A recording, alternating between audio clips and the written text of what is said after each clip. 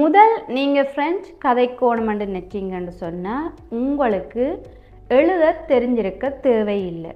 ஃப்ரெஞ்சில் வந்து ஒரு எழுத்து கூட தெரிஞ்சிருக்க தேவையில்லை. அதுக்கான டிப்ஸ் தான் நான் இன்றைக்கு உங்களுக்கு சொல்ல போகிறேன். என்னோட கூது ஃபான்ஸே படிக்க விருப்பம்னு சொல்லி சொன்னால் என் மெயில் அட்ரஸுக்கு நீங்கள் மெயில் அனுப்புங்க. அதே மாதிரி டெல்ஃப் எக்ஸாமுக்கு உங்களை தயார்படுத்தணுமெண்டா கூடியும் என் மெயில் அட்ரஸுக்கு நீங்கள் மெயில் அனுப்புங்க. இதே ஒரு எழுத்து கூட தெரியாமல் நான் ஃப்ரெஞ்ச் கதைக்கலாமன்னு சொல்கிறேன்னு சொல்லி சொன்னால் முக்கால்வாசி பேர் நல்லா எழுதுவீங்க. ஃப்ரெஞ்சில் எல்லாமே நல்லா எழுதுவீங்க, நல்ல வாக்கியங்கள் அமைப்பீங்க, எல்லாம் வடிவாக செய்வீங்க. ஆனால் கதைக்கோணும் உங்களை நீங்கள் முயற்சி செய்யக்க வந்து சில இடங்களில் நீங்கள் பிளாக் ஆகிடுவீங்க. அதே மாதிரி ஒரு பதட்டத்தில் வந்து கதைக்காமல் விட்டுருவீங்க. அதுக்காகத்தான் நான் சொல்கிறேன், நீங்கள் முதல் எழுதி பழக தேவையில்லை.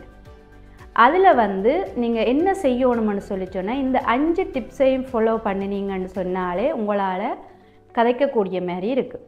முதலாவது என்னன்னு சொல்லி பார்த்தோம்னு சொல்லி சொன்னால் நீங்கள் வந்து ஃப்ரெஞ்சில் வந்து கேட்டலுக்கான சூழலை வந்து நீங்கள் அமைச்சு கொள்ளணும். அதுக்காக இப்போ நீங்கள் வெளியில் போய் ஃப்ரெஞ்ச் கதைக்கிறாக்களுக்கு நடுவில் நின்று தான் அதை செய்யணுமெண்டு இல்லை, அவை கதைக்க நீங்கள் கேட்கணுமெண்டு இல்லை.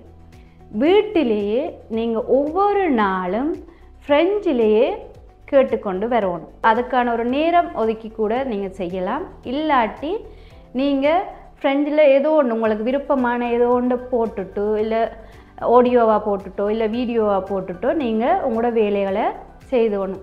உங்களோட காதில் தினமும் ஃப்ரெஞ்ச் கதைக்கிறது சம்பந்தமாக நீங்கள் கேட்டுக்கொண்டே இருக்கணும். உங்களோட காதை வந்து அதுக்கு நீங்கள் பழக்கப்படுத்தி கொள்ளணும்.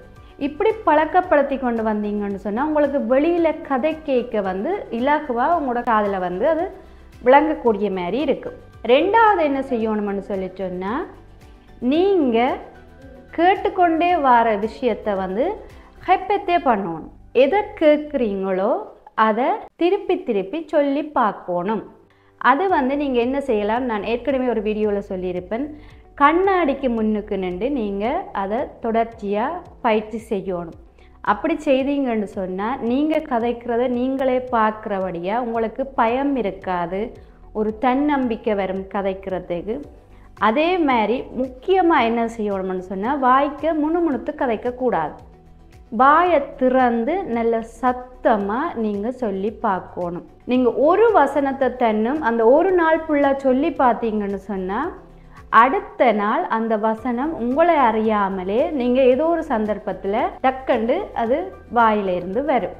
அதுக்காகத்தான் நான் சொல்கிறேன், முதல் முக்கியமானது ரெண்டுமே முதல் கேட்டு பழகுங்க, அதுக்கு பிறகு வாயால் சொல்லி சொல்லி பார்க்கணும். இது ஏன் நான் அப்படி சொல்கிறேன்னு சொல்லி சொன்னால் நாங்கள் முக்கால்வாசி பேர் நாங்கள் என்ன செய்கிறோம்னு சொன்னால் எங்களுக்கு கிராமரில் எல்லா ரூல்ஸும் தெரிஞ்சால் சரி, எல்லாத்தையும் எழுதி எழுதி வச்சோம்டா சரி. சில பேர் இதை விட கூடுதலாக போய் என்ன செய்வீங்கன்னு சொன்னால் கதைக்கிற சந்தர்ப்பம் வர்ற இடத்துல கூடி அதை எழுதி வச்சு பாடமாக்குவீங்க. இப்போ அதுக்குரிய வசனங்களை வந்து நீங்கள் அமைச்சு கூட பார்க்காம எழுதி வச்சு பாடமாக்குவீங்க. அதுக்குமே ஒரு தவறான விஷயம். நீங்களாக முயற்சி செய்து நீங்களாகவே கதைக்க பார்க்கணும். உங்களோட ஐடியாவை நீங்களாகவே வெளிப்படுத்த பார்க்கணும். இப்போ இன்னொரு ஆள் சொல்கிறத அதை எழுதி வச்சு நாங்கள் சொல்கிறதில் எந்த பிரயோசனமும் இல்லை. உங்களோட ஐடியா, உங்களோட ஒப்பீனியன் எல்லாத்தையும் உங்களில் இருந்து தான் நீங்கள் அதை சொல்ல பார்க்கணும். அதுக்கான மெத்தட் வந்து நீங்கள் முதல் கதைக்க பழகணும். இப்போ நாங்கள் 3வது டிப்ஸுக்கு போவோம். 3வது என்னன்னு சொல்லி சொன்னால் ஒவ்வொரு நாளுமே வித்தியாசமான தலைப்பில் உங்களுக்கு தெரிஞ்ச ஒரு 5-6 வாக்கியங்களை வச்சு கதைச்சு பழகணும். ஏதாவது ஒரு முக்கியமான விஷயம் இன்றைக்கு என்ன நடந்ததோ அதை பற்றி ஒரு 5 வசனம்.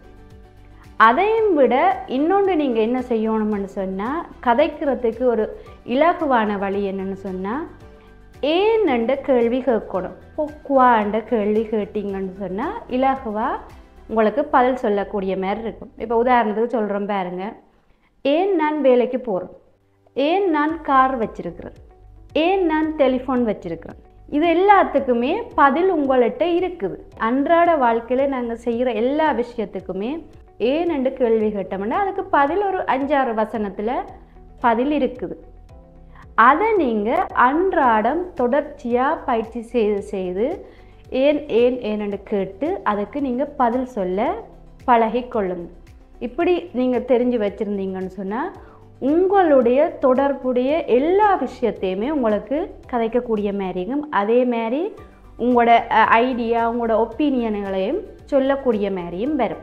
4வது விஷயம் என்னென்னு சொல்லிட்டோன்னா நீங்கள் ஃப்ரெஞ்சில் வந்து பாட்டு கேட்கணும். அதே நான் சொல்கிறேன்னு சொல்லிட்டோன்னா இப்போ தமிழ்லேயே நீங்கள் பாருங்கள், ஒரு பாட்டு வந்ததுன்னு சொன்னால் நாங்கள் லிரிக்ஸ் பார்க்க மாட்டோம், அந்த வரிகள் வந்து பார்க்க மாட்டோம்.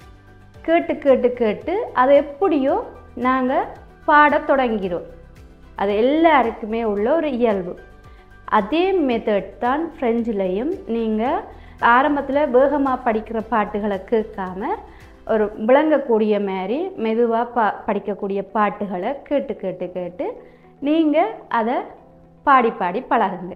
இப்போ பாடுறது நல்ல குரல் வளத்தோடு நல்ல இதோடு இருக்கணுமெண்டு இல்லை, எல்லாருமே வீட்டுக்கு எப்படி பாடுவோமெண்டு எல்லாருக்கும் தெரியும். அதே மாதிரி நீங்கள் செய்து கொண்டு வந்தீங்கன்னு சொன்னால் ஃப்ரெஞ்ச் சொற்களாகட்டும் வசனங்களாகட்டும் உங்களுக்கு பழக்கப்பட்டு கொண்டு வந்துடும். அடுத்தது 5வது என்ன செய்ய போகிறோம்னு சொல்லி சொன்னால், இப்படி நீங்கள் ஏதோ ஒரு விதத்தில் ஏதோ ஒரு தலைப்பை பற்றி கழிச்சு பழகுறீங்க, ஏதோ ஒரு விஷயத்தை நீங்கள் இதன்றீங்கன்னு சொன்னால் அதை வந்து என்ன செய்யணும், உங்களோட குரலில் வந்து ரெக்கார்ட் பண்ணி வைக்கணும். அது இப்போ சரியாண்டு பார்க்குறதுக்கு அதை திருத்துறதுக்கு நீங்கள் ChatGPT கூடி கதைச்சி அனுப்பி அதை திருத்தி கொள்ளலாம். திருத்தின பிறகு நீங்கள் என்ன செய்யணும்னு சொன்னால் உங்களோட குரலில் ரெக்கார்ட் பண்ணி வச்சுருக்கணும் ஃபோனில். அது எப்போ நீங்கள் என்ன வேலை செய்து கொண்டிருந்தாலும் நீங்கள் போட்டு கேட்கக்கூடிய மாதிரி இருக்கணும். இதுதான் முக்கியமான டிப்ஸ். இது வந்து நீங்கள் கேட்க கேட்க கேட்க உங்களோட குரல்லே கேட்க உங்களுக்கு வந்து அது பழக்கப்பட்டு வந்துடும். இதே நான் சொல்கிறேன்னு சொன்னால் நாங்கள் என்ன செய்வோம், படிக்க கொப்பி நிறைய ஒரு பேப்பர் நிறைய எழுதி எழுதி வைப்போம். இது என்ற ஒரு ப்ரொஃபஸர் சொன்ன ஐடியா. அப்போ அந்த கிராமர் ரூல்ஸ் அது இதெல்லாம் எழுதி வச்சுட்டு என்ன செய்வோம், சிலவளை மறந்து போனாலும் திருப்பி பார்க்கணுமென்னுட்டு அதை வந்து கட்டி கட்டி கட்டி ஃபைல் பண்ணி நிறைய வச்சுருப்போம். அப்படி நீங்கள் ஒரு காலம் செய்யக்கூடாது. உங்களுக்கு ஒரு இது விளங்கிட்டேன்னு சொன்னால், ஒரு சொல்லோ இல்லை ஒரு கதைக்கிற வசனமோ விளங்கிட்டேன்னு சொன்னால் அந்த நிமிஷம் அதை நீங்கள் பயிற்சி செய்து பார்க்கணும், கதைச்சு பார்க்கணும். எழுதி எழுதி எழுதி கட்டி வச்சிங்கன்னு சொன்னால் அது அப்படியே கொப்பியில் தான் இருக்கும், பேப்பர்லாம் இருக்குது. சில நேரம் கதைக்கிறது ஒரு மாதிரி இருக்கும், எழுதுறது ஒரு மாதிரி இருக்கும். எழுதி பார்க்க சில வேளை உங்களுக்கு குழப்பம் வரலாம். நீங்கள் அதை தவிர்த்து கொண்டு முதல் கதைக்கணுமென்று சொன்னால் இந்த நான் சொல்கிற 5 டிப்ஸையும் நீங்கள் ஃபாலோ பண்ணி முடிஞ்ச வரை வாய் திறந்து கதைக்க பாருங்கள். கூச்சப்படக்கூடாது. ஐயோ மெட்டாக்கள் என்ன நினைப்பினுமோ பிளவிட்டா இல்லை இவ என்ன யோசிக்கும் அந்த இதே இருக்கக்கூடாது. நீங்கள் ஒரு தன்னம்பிக்கையோட முயற்சி செய்தீங்கன்னு சொன்னால் உங்களாலையும் ஃப்ரெண்ட்ஸ் கதைக்கக்கூடிய மாதிரி இருக்குது.